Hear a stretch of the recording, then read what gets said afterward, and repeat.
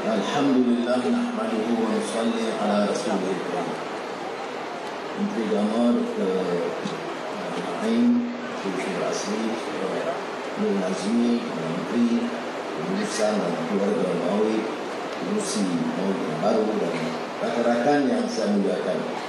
Alhamdulillah bersama-sama kita saja meraihkan karnival ini, tetapi mendengar sebahagian daripada catatan kejayaan yang dicapai oleh Mawib, termasuk pengurusan dana zakat. Dan tentunya kita diperingatkan dengan tema ayat Quran yang menjadi keras dalam kegiatan Mawib, wallazina jahadu fina lanahdiyannahum subulana wa innallaha lama'al muhsinin. Jadi satu peringatan yang sangat tegas untuk kita melangkah dalam perjuangan ini. Bukan duduk biasa, tetapi melangkah secara aktif, secara dinamik, tapi menyempurnakan tanggungjawab mengikut peraturan yang ditetapkan oleh Allah Subhanahu Wa Taala. Mudah-mudahan kita tergolong di kalangan yang muhsinin. Ini ada kaitannya kerana 2 hari Jumaat yang lalu ada persidangan zakat yang dianjur oleh Kerajaan Negeri Pulau Pinang bersama Universiti Sains Malaysia. Dan ramai juga rakan-rakan ke sana. Dan saya tegaskan bahawa kita mahu pengurusan zakat itu di tahap yang baik dan cemerlang, selaras dengan prinsip itqan fil amal. Memang kita harus berasa puas hati dengan kecapaian sekarang, tetapi sikap orang Islam itu senantiasa mau cari kaedah pelaksanaan yang lebih murni, itqan fil amal, striving for excellence. Sebab itu dalam seluruh kegiatan Mawib termasuk pengurusan zakat, saya minta saudara pengurusi dan pengurusannya bagi tempoh sebulan ini untuk memberi laporan terperinci apa yang dilakukan setahun sebelumnya dan langkah-langkah baru yang boleh meningkatkan lagi prestasi Mawib sebagai contoh dan teladan, mudah-mudahan untuk negeri-negeri lain. Jadi saudara Syed Kabul Zaman dan rakan-rakan punya 1 bulan dari tarikh ini untuk mengungkapkan laporan yang lengkap dan juga hala tuju baru, kaedah-kaedah baru, memperbaiki apa-apa juga kelemahan. Zakat ini seperti yang saya tegaskan sebelumnya di Pulau Pinang, institusi yang sangat unggul, teras dalam pembangunan umat. Ya, kita tahu dalam pengalaman kita dalam sejarah Khulafa' Rasyidin, Abu Bakar Siddiq radhiyallahu an pernah mengisytiharkan perang terhadap kelompok yang enggan membayar zakat walaupun mereka mengaku mereka Muslim. Ya. Marhum Syekh Yusuf Al-Qaradawi menjelaskan ya, bahawa harb, perang al-fakhr untuk membela orang miskin ini ulujulung kali berlaku hanya dalam sejarah Islam. Sebelum itu maharaja-maharaja istiar perang nak takluk kawasan, nak minang puteri mayang mengurai, nak bolot kekayaan emas, perak dan sebagainya, ataupun untuk imej supaya jadi maharaja yang lebih besar. Tapi pertama kali dalam sejarah manusia di bawah pimpinan Sayyidina Abu Bakar Siddiq radhiyallahu an, perang diisytiharkan semata-mata untuk mempertahankan institusi zakat dan membela golongan miskin. Ini istimewanya. Nah, kalau begitulah pengalaman kita dalam Islam ini, tanggungjawab kita generasi penerus adalah memastikan urusan zakat ini dikendali dengan cermat. Sebab itu di Pulau Pinang saya kata, bagaimana mungkin kita terima kenyataan, kita kutip begitu banyak wang zakat, tetapi masih ada kelompok-kelompok termiskin yang tak cukup makan, yang tak dapat sediakan uniform untuk anak-anak di sekolah, masih tidak diurus. Ini cabarannya. Saya terima kasih kepada Mawib dan bandaraya, Datuk Bandar tadi. Ada, ya. Kerana membantu dalam proses pelaksanaan yang sangat berkesan bersama agensi-agensi kerajaan yang lain. Ya, bukan saja, tentunya bukan saja Mawib, bandaraya, tetapi seluruh agensi-agensi pusat. Pusat Penyelarasan, ICU, Kementerian Ekonomi, Kementerian Keuangan, Kementerian Kebajikan, Keluarga. Ini semua bertanggungjawab dan selaras. Sebab itu di antara tugas Mawib ialah memastikan ada penyelarasan dengan agensi-agensi lain. Kalau tidak, satu keluarga dapat 4 kali, satu keluarga tak dapat langsung. Ya. Saya dimaklumkan tahun lalu pejabat saya telah bantu untuk memastikan penyelarasan ini berlaku. So, saudara, saya tidak mau pada ringan soal ini. Ya. Kerana sebab itu, di antara pengumuman penting saya pertama sebagai Perdana Menteri ialah menoktahkan kemiskinan tegar. Ya. Dan alhamdulillah, Kuala Lumpur, Selangor, Negeri Sembilan, Melaka, 4 negeri telah beri laporan yang dapat menyelesaikan masalah ini. Tapi untuk tahun 2023, 2024 masih ada. Jadi harus disusuli dan ditingkatkan kegiatan kita. Karena kadang-kadang orang itu sudah meningkat, tapi dia belum mahu mengaku dia terlepas daripada kategori itu. Tanggungjawab kita ialah memastikan. Begitu juga soal dana pendidikan, kesihatan yang dikendalikan oleh Mawib dan Pusat Zakat, dan saya sambut baik dan harap ini diurus dengan baik. Saudara, soal tata kelola yang kita ulas, soal penyelewengan dana, soal gunakan dana zakat dan dana kerajaan untuk kepentingan peribadi atau memperkayakan sanak saudara dah menjadi budaya dan amalan kita sekian lama. Menoktahkan kemiskinan, ya. Memperbaiki tata kelola pun juga penting. Dan mesti kita pastikan kita mampu sebagai umat Islam membawa contoh. Jangan kita kekalkan amalan begini. Bukan saja setakat jabatan-jabatan kerajaan dan orang politik. Kadang-kadang dana zakat pun ada kisah-kisah diselewengkan. Jadi sebab itu, kita harus ambil sikap yang sangat tegas. Dan kalau dalam negara ini, kita mula dengan peringkat orang-orang atas yang telah menggondol kekayaan bilion-bilion ringgit, biar kita ingat di peringkat bawah. Kalau dimula di peringkat atas pun kita berani, melalui SPRM, melalui LHDN, melalui PDRM, dan agensi-agensi lain, melaksanakan dengan tegas. Saya ingin ingatkan, tidak ada lain yang boleh terlepas. Ya. Dan saya mahu Mawib ini mengemukakan cadangan bagaimana boleh menjadi Majlis Agama Islam yang terbaik dan pengurusan yang terbaik dan tata kelola yang terbaik, dan hentikan apa-apa saja perbelanjaan yang tidak perlu dan harus dihentikan.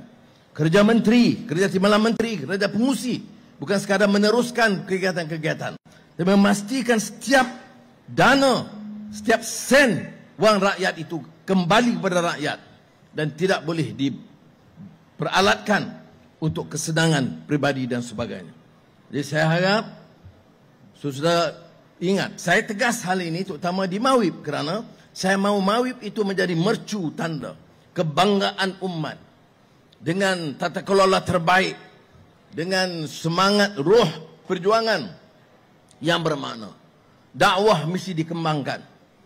Dakwah dalam arti kita mempersatu, membawa, meningkatkan akhlak dan nilai, menyempurnakan ibadah. Bukan dakwah yang boleh menggunakan majlis-majlis di surau untuk memecah belah, menghina orang, mencerca orang dan menasir ikut kehendak masing-masing.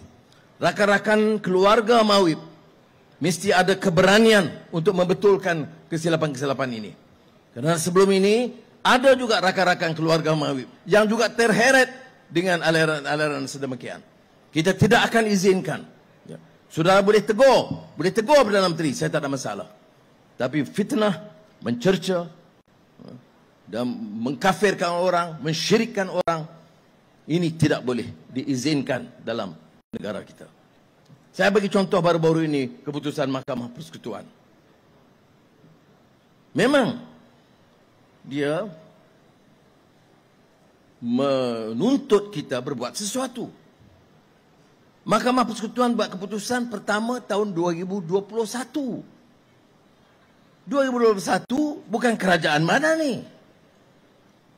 Dalam urusan kes Selangor.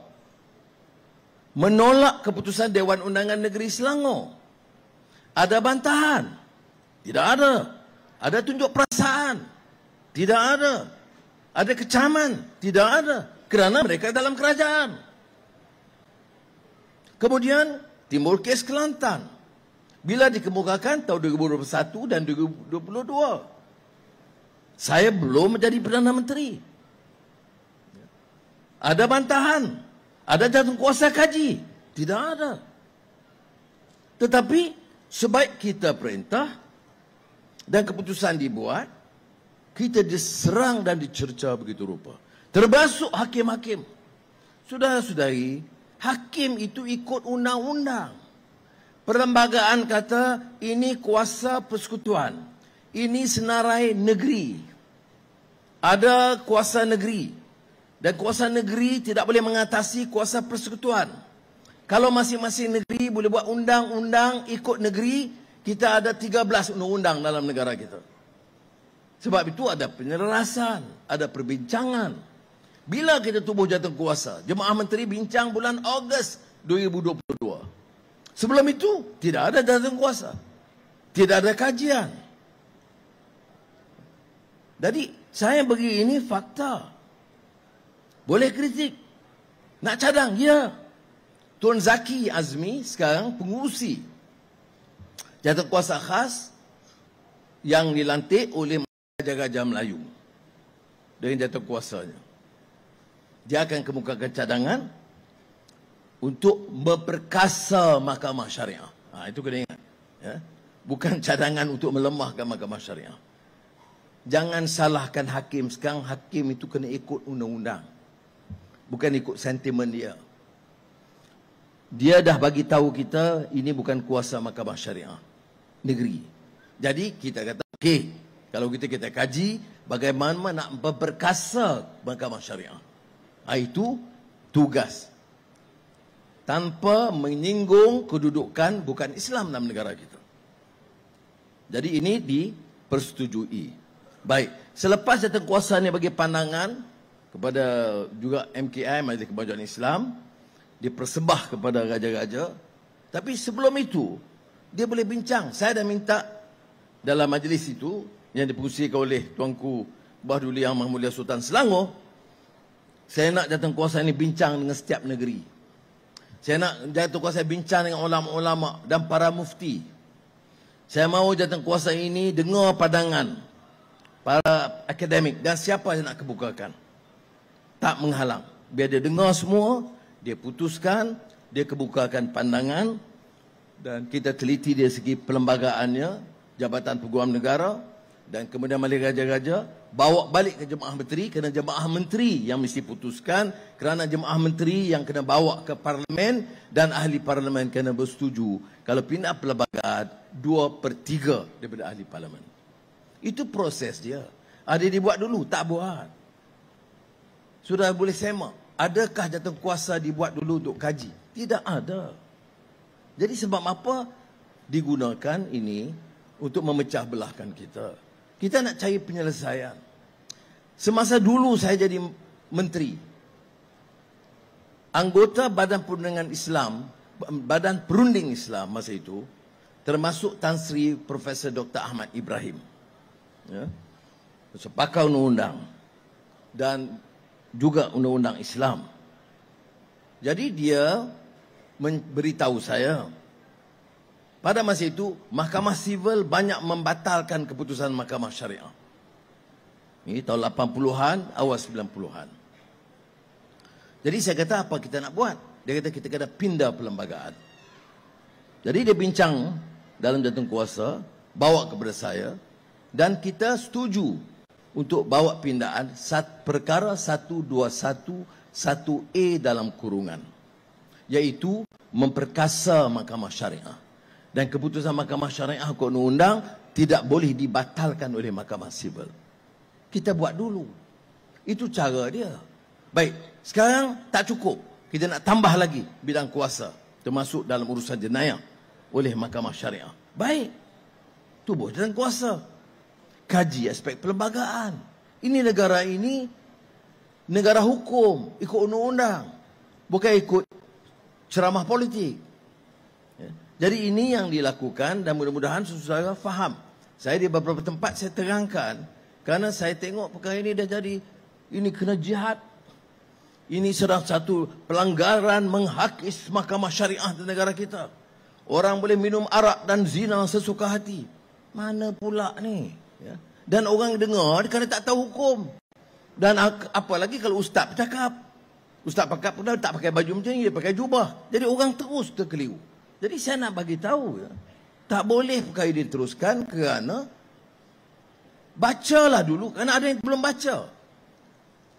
Ada yang belum baca keputusan hakim. Dan saya simpati, ketua hakim kata tak ada langsung menyinggung kedudukan Mahkamah Syariah.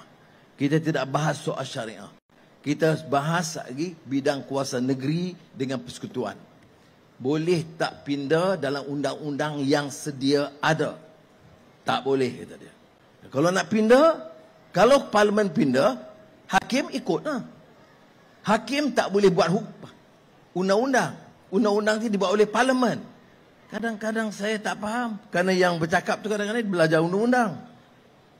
Tapi jelas yang dia nak buat itu hanya kemarahan dari segi politik, tetapi silap besar, apatah lagi kerana raja-raja Melayu, seperti yang diucapkan oleh Kebawah Duli Yang Maha Mulia Tuanku Sultan Selangor baru-baru ini, dia tidak setuju perkara ini dipolitikkan dan kita dah ada cara untuk melaksanakan.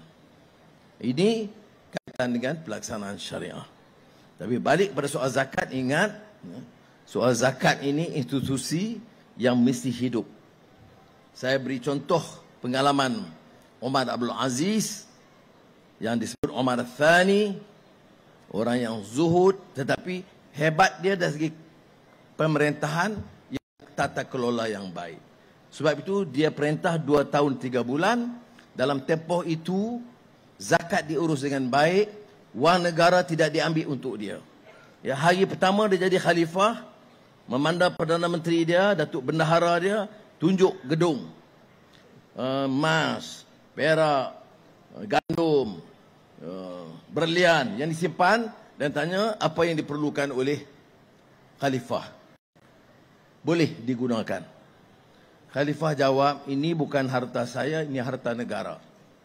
Saya hanya pikul amanah. Saya ambil hak saya saja, allowance saya, yang lain saya tidak boleh sentuh. Jadi itulah kali pertama dalam tradisi Islam dilakukan apa yang disebut inventory.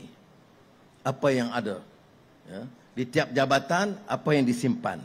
Saya nak Majlis Agama Islam Wilayah Persekutuan, dalam tempoh sebulan, saya nak tahu inventory. Buku berapa yang ada yang belum diedarkan. Ya. Di pejabat, apa yang ada. Semua itu yang disebut inventory, mengikut tradisi Islam yang betul. Dan barang-barang itu bila diurus zakat dengan begitu baik. Bila berapa lama jadi khalifah? 2 tahun 3 bulan. Dalam 2 tahun selesai masalah kemiskinan tegar. Dari Jazirah Arab, Syria, Iraq, Mesir sampai Azerbaijan. Itu pemerintahan Islam. Selesai masalah kemiskinan tegar. Sebab urusannya itu baik. Tidak disalahgunakan oleh khalifah dan menteri-menterinya dan pengurus-pengurusnya. Dan dibantu rakyat keseluruhannya. Dan harta yang banyak berlian dan emas itu bukan diambil bawa balik rumah simpan. Tapi sebahagiannya itu dijual dan wang itu digunakan untuk tadbir negara. Saudara-saudari, saya mau mawib memulakan tugas ini. Tengok apa dia soal governance dan tradisi governance ini Islam. Tengok bagaimana tata kelola yang baik dan dalam tempoh sebulan kemukakan laporan kejayaan yang lalu dan hala tuju yang baru. Terima kasih. Wassalamualaikum warahmatullahi wabarakatuh.